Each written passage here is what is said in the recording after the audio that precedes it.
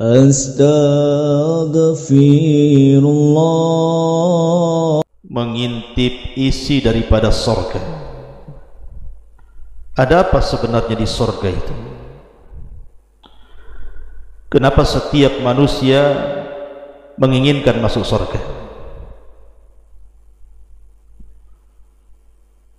Terutama seorang mukmin tidak akan kenyang untuk beramal saleh sampai betul-betul kedua kakinya menginjak sorga.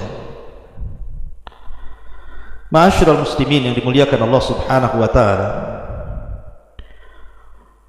bicara tentang sorga, sorga itu sebuah tempat yang Allah peruntukkan untuk orang-orang yang bertakwa.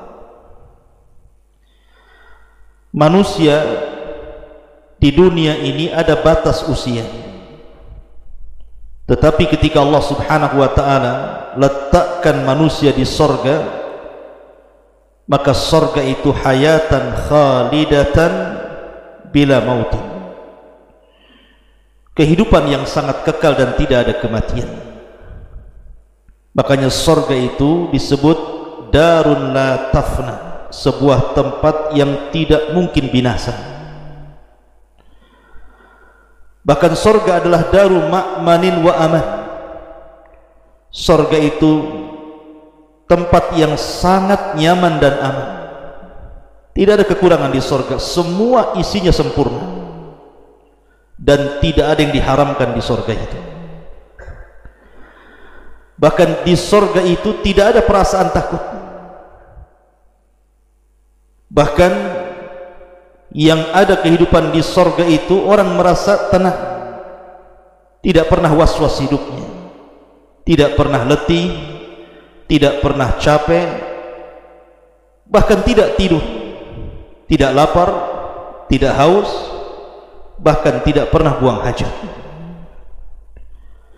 Makanya sorga itu adalah daru jazain wa na'imin, sebuah tempat balasan dan nikmat bagi orang-orang yang memasukinya. Lalu apa sebenarnya isinya sorga itu? Ma'asyiral muslimin yang dimuliakan Allah subhanahu wa ta'ala, ketika orang dimasukkan ke dalam sorga, tentu masuk dari pintu-pintu sorga, dan pintu-pintu sorga itu lebih banyak dibandingkan pintu neraka. Kalau pintu neraka itu cuma 7, kalau pintu sorga itu 8. Kenapa Allah subhanahu wa ta'ala lebihkan satu pintu sorga dari pintu-pintu neraka? Allah ingin menunjukkan bahwa kasih sayang Allah lebih luas dibandingkan murkanya. Makanya pintu sorga lebih banyak dibandingkan pintu neraka. Di sana ada pintu sholat, di sana ada pintu sedekah, di sana ada pintu rayyan bagi orang-orang yang berpuasa, di sana ada pintu jihad, pintu haji, pintu kadiminal ghaid yang suka menahan amarah, di sana pintu babur ridha, babut taubah, dan begitu seterusnya. Ma'asyiral muslimin yang dimuliakan Allah azza wa jalla, ketika seseorang berhasil masuk ke dalam sorga, maka Anda akan diperlihatkan sebuah istana yang sangat megah. Nabi SAW menceritakan ketika peristiwa Isra Mi'raj, Rasul masuk ke dalam sorga, tapi ketika diperlihatkan neraka, Rasul tidak masuk neraka. Rasul hanya melihat neraka itu dari kejauhan. Enggak mungkin Rasul masuk neraka, bisa terbakar. Tetapi ketika diperlihatkan sorga, Rasul masuk ke dalam sorga. Makanya dia mengatakan, dakhaltul jannah fa idza ana biqasrin minadz dzahab. Aku masuk ke dalam sorga, tiba-tiba aku melihat istana yang sangat megah terbuat dari emas. Maka Rasul mengatakan, faqultu liman hadza. Aku katakan, kata Rasul, ini istana siapa? Maka dikatakan li rajulin min Quraisyin, ini istana punya anak muda dari Quraisy. Kata Rasul, fadhanantu annahu ana, jangan-jangan itu saya, karena saya orang Quraisy.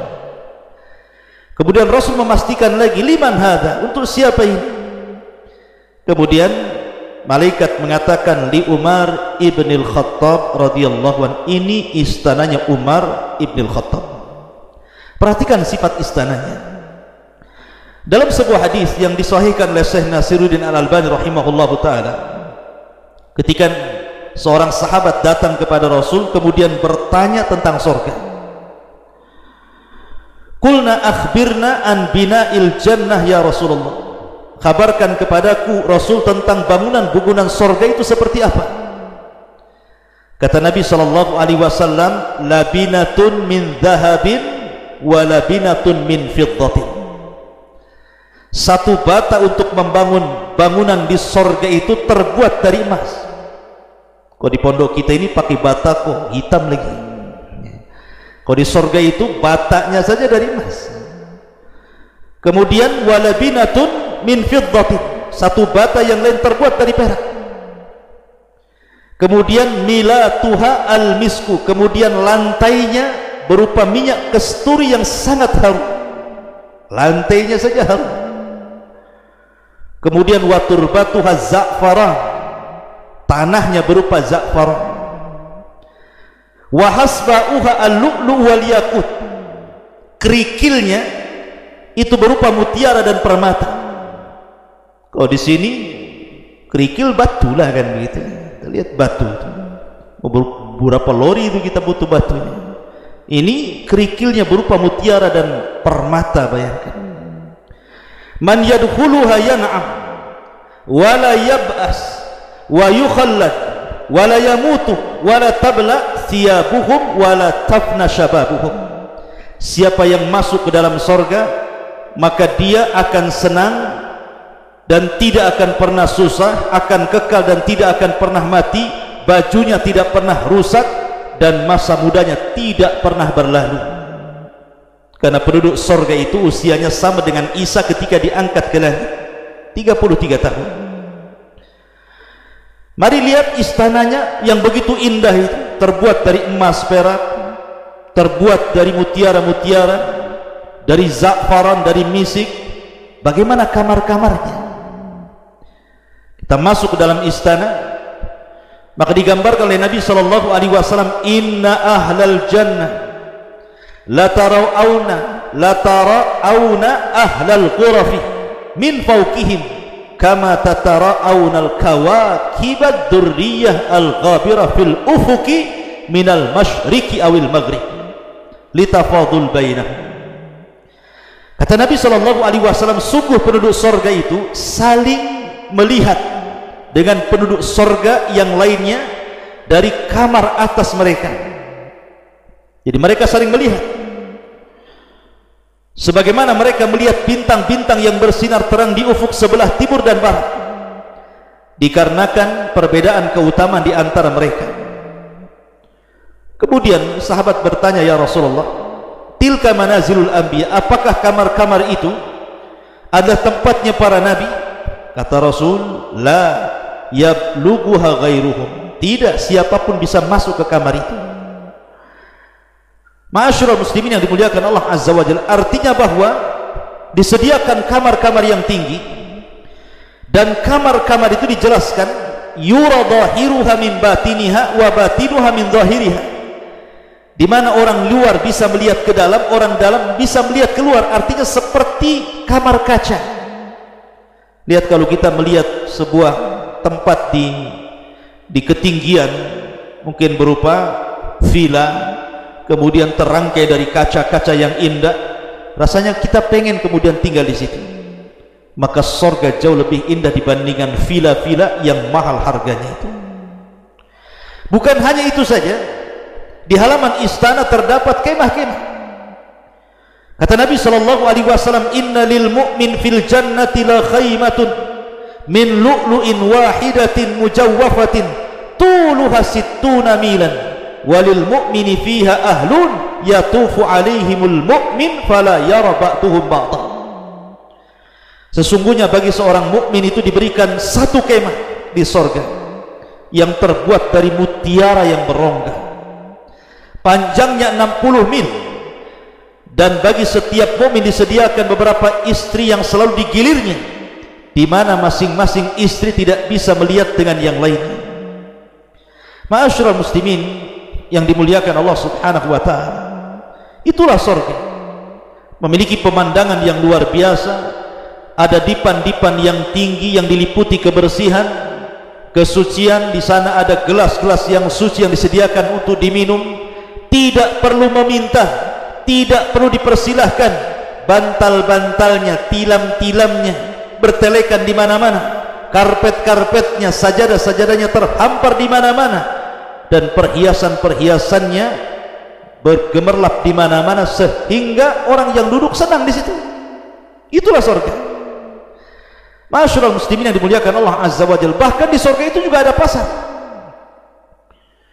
Kata Nabi sallallahu alaihi wasallam, "Inna fil jannati lasuqan ya'tuna kulla jum'atin." Di surga itu ada pasar.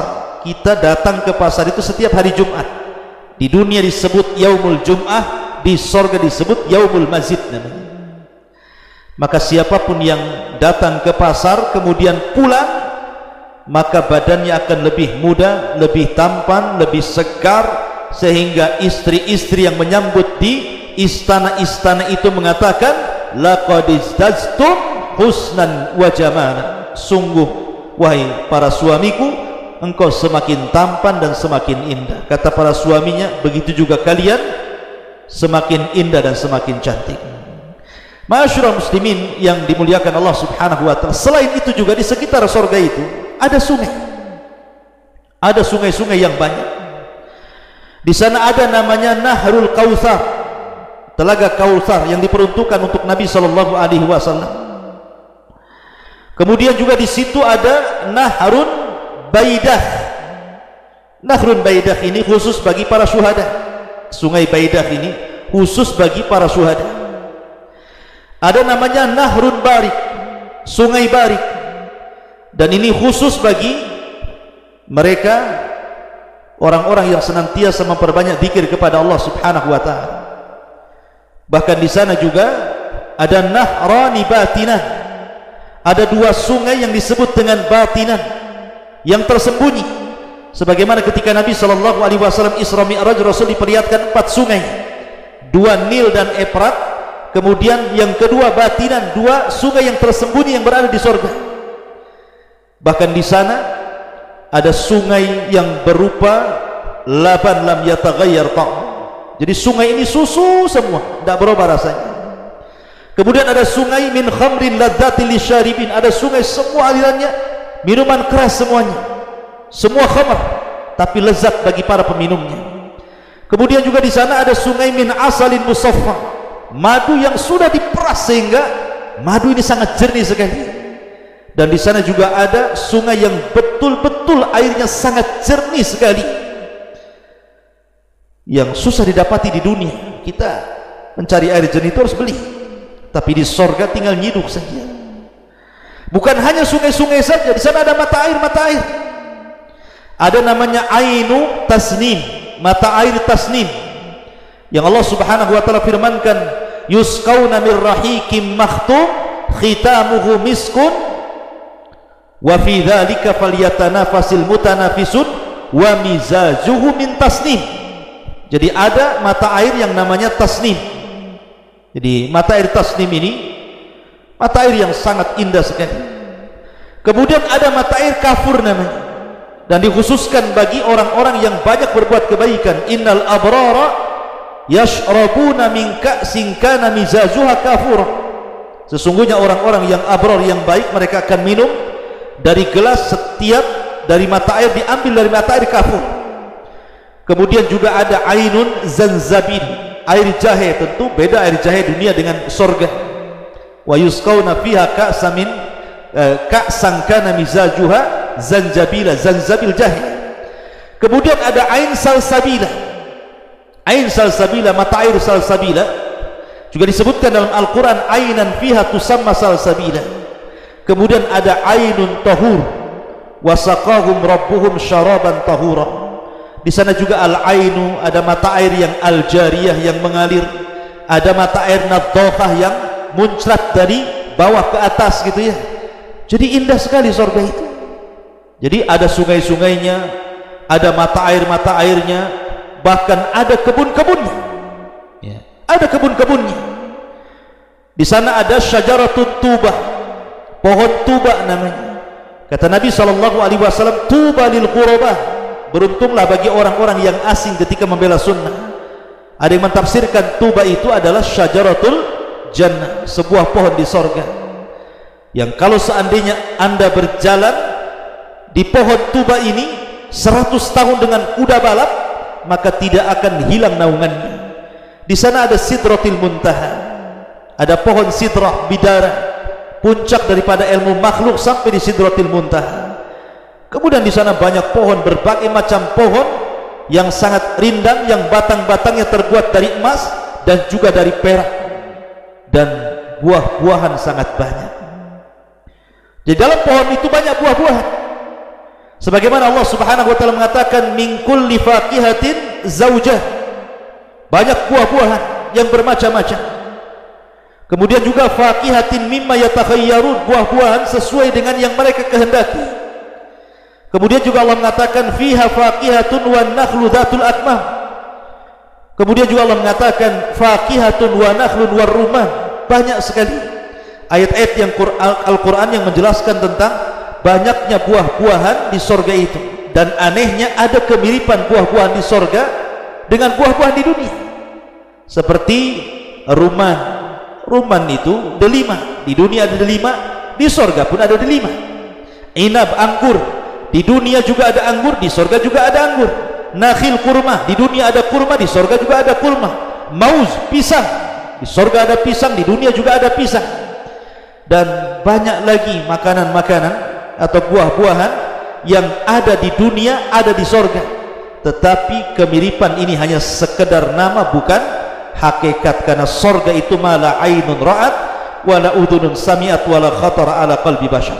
Adapun makanan ahli sorga, mereka memakan daging-daging yang sangat segar, walahmi tairin, dan daging tair. Dan ingat bahwa binatang di sorga itu disebut tair, bisa terbang. Beda dengan binatang di bumi, melata di bumi, berjalan di permukaan bumi. Di sorga itu tidak ada yang binatang melata, semua binatang terbang. Mau kambingnya, mau sapinya, mau untanya terbang. Anda pun terbang di sana. Tidak usah cita-cita jadi Superman di dunia, nanti di sorga Anda terbang. Ma'asyiral muslimin, pakai apa Ustaz? Pakai rop-rop. Orang akan diberikan rop-rop masing-masing, diberikan sayap masing-masing sehingga bisa terbang ke sana kemari. Makanya disebut Ja'far itu At-Tayyah, Ja'far At-Tayyah. Ketika Ja'far berperang, kemudian patah tangan kanannya, ditebas tangan kirinya sehingga tidak punya tangan kedua-duanya, maka Allah gantikan kedua tangan dengan sayap sehingga Rasul menyebutnya At-Tayyah, Ja'far yang akan terbang di sorga sesuai dengan kehendaknya. Dan yang pertama kali dimakan penduduk sorga adalah kabidil hut, hatinya ikan paus. Ma'asyiral muslimin yang dimuliakan Allah Subhanahu wa taala.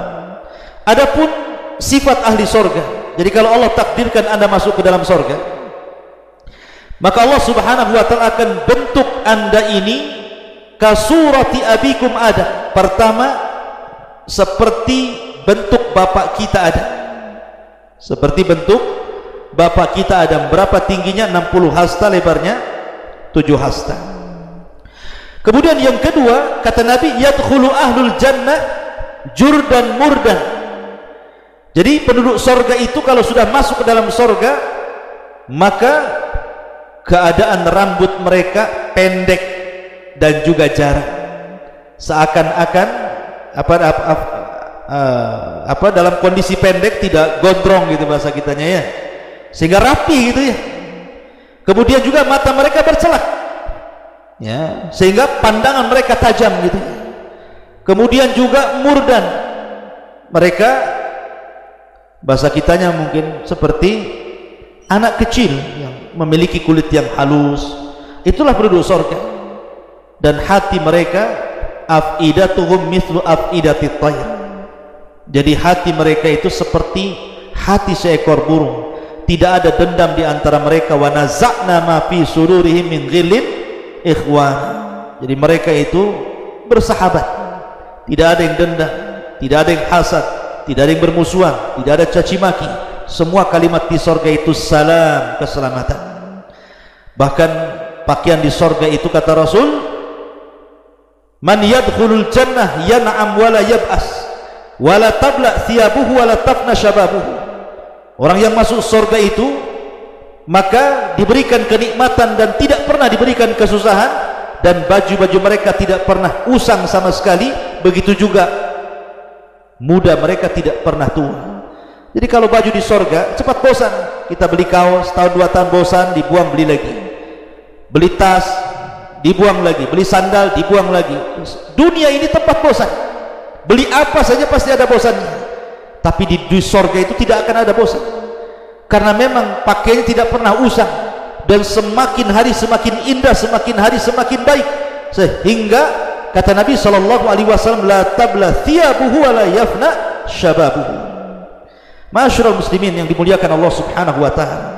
Kemudian yang Anda harus paham, sorga ini memiliki tingkatan-tingkatan. Syekhul Islam Ibnu Taimiyah rahimahullahu taala ketika menjelaskan tingkatan-tingkatan sorga, beliau mengatakan bahwa tingkatan sorga itu sejumlah ayat dalam Al-Quran 6.500 lebih. Ketika dia memahami hadis Nabi SAW, Iqra wartaq warattil kama kunta turattil fid dunya fa inna manzilataka inda akhiri ayatin taqra'uha. Bacalah, tartilkan bacaanmu, naik sana, pilih tingkatanmu di sorga, karena akhir tingkatanmu di sorga sesuai dengan ayat yang kau baca di dunia. Kata Syekhul Islam, beristimbat dengan hadis ini bahwa tingkatan di sorga itu sejumlah ayat dalam Al-Quran. Lah dari sejumlah ayat dalam Al-Quran, Allah khususkan 100 tingkatan bagi para mujahidin fisabilillah, dan satu tingkatan ke tingkatan berikutnya sejauh langit dan bumi. Dan semakin tinggi sorga semakin indah, semakin tinggi semakin indah, dan sorga yang paling tinggi disebut dengan Firdaus. Kata Nabi SAW, idza sa'altumullaha fas'alul firdausil a'la fa innahu a'lal jannah wa fawqahu arsyur rahman. Kalau minta sorga jangan tanggung-tanggung, minta sorga Firdaus, karena sorga Firdaus sorga yang paling tinggi, atapnya langsung arsy Allah Subhanahu wa taala. Kemudian di sana ada makom, ada tempat yang sangat indah disebut dengan makom, dan makom yang paling tinggi adalah makom Rasul yang disebut dengan makom mahmudah. Di sana ada makom wasilah yang diperuntukkan untuk Asiyah bintu Muzahim. Di sana ada makom fadilah yang diperuntukkan untuk Maryam bintu Imran, dan dua wanita ini akan dipersunting Nabi SAW kelak di sorga. Karena Rasul yang mengatakan wanita terbaik dunia hanya 4, Khadijah bintu Khuwailid, dan sudah menjadi istri Rasul di sorga. Kemudian Maryam bintu Imran belum menikah dan akan menikah dengan Rasul di sorga. Asiyah bintu Muzahim karena suaminya kafir Fir'aun, sehingga Fir'aun masuk neraka dan Rasul akan menikah dengan Asiyah bintu Muzahim. Kemudian juga putrinya Fatimah adalah keluarga Nabi SAW. Makanya kenapa dalam setiap doa adzan kita selalu menyebutnya Allahumma rabba hadhihi da'wati tammah wassalatil qa'imah ati Muhammadanil wasilata wal fadilah. Berikan kepada Muhammad itu al-wasilah, maksud wasilah makom yang paling tinggi untuk Maryam bintu Imran, al-fadilah makom yang diberikan kepada Asiyah bintu Muzahim, dan makom mahmudah adalah makom tertinggi bagi Nabi SAW. Dan yang terakhir, tidak ada kenikmatan melebihi kenikmatan ru'yatullah, kita melihat Allah Subhanahu wa taala. Kata Nabi SAW dalam sebuah hadis ketika menjelaskan bagaimana Allah Subhanahu wa taala akan terlihat seperti kita melihat bulan purnama, tidak berdesak-desakan sama sekali. Maka Allah Subhanahu wa taala mendatangi ahli sorga, di balik hijab dan hijabnya Allah cahaya. Kemudian Allah mengatakan, saluni ma syi'tum fahada yaumun mazid, mintalah sesuatu kepadaku, ini hari tambahan nikmat bagi kalian. Maka penduduk surga mengatakan, cukup ya Rabb, alam tubayyid wujuhana wa tudkhilana al-jannah wa tubaiduna anin nar. Bukankah sudah memutih, kau sudah memutihkan wajah kami, mengeluarkan kami dari neraka, memasukkan kami ke surga, apalagi ya Rabb, sudah cukup. Tapi Allah karim, Allah mengatakan saluni ma syi'tum, minta. Maka mereka pun bertanya kepada Adam, dan Adam mengatakan, mintalah kepada Allah keridhaannya, jangan sampai Allah murka. Sebab kalau Allah murka, Allah bisa saja mengusir kalian sebagaimana aku pernah diusir dari surga. Akhirnya Allah pun memberikan keridhaan dan tidak pernah murka selamanya. Kemudian Allah karim dan mengatakan, saluni ma syi'tum, minta lagi. Akhirnya kemudian mereka mengatakan, sudah cukup ya Rabb, engkau sudah memutihkan wajah kami, engkau sudah masukkan kami ke dalam surga, menjauhkan dari neraka, apalagi ya Rabb. Akhirnya Nabi Musa pun memberitahu, mintalah kepada Allah agar kalian bisa melihat Allah, karena aku di dunia pernah meminta itu, tapi Allah mengatakan lan tarani, engkau tidak bisa melihatku. Akhirnya mereka pun meminta agar bisa melihat wajah Allah subhanahu wa ta'ala. Ketika tabir Allah disingkat, maka penduduk surga melihat Allah subhanahu wa ta'ala. Kata penduduk surga, demi Allah, tidak ada kenikmatan yang lebih besar melebihi ru'yatullahi azza wa jalla, melebihi kita melihat wajah Allah subhanahu wa ta'ala. Inilah diantara gambaran singkat tentang surga. Semoga menjadi sebuah bahan pengetahuan sehingga kita semakin rindu untuk terus beramal, di mana amalan-amalan itu bisa mengantarkan kita ke dalam surga Allah subhanahu wa ta'ala. Subhanakallahumma wa bihamdika asyhadu an la ilaha illa anta astaghfiruka wa atubu ilaik. Allahu ta'ala a'lam. Assalamualaikum warahmatullahi wabarakatuh.